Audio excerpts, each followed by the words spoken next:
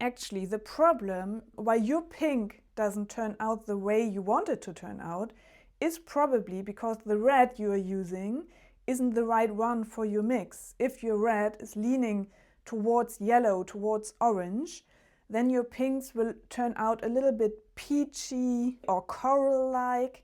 And in order to mix pinks which are a bit cooler, you simply need another red. So let's have a look at the reds I've been using here. On the left side, we're having cadmium red mixed with white.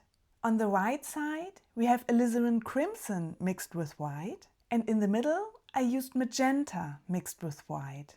And now it's up to you to decide which kind of pink you prefer for your paintings.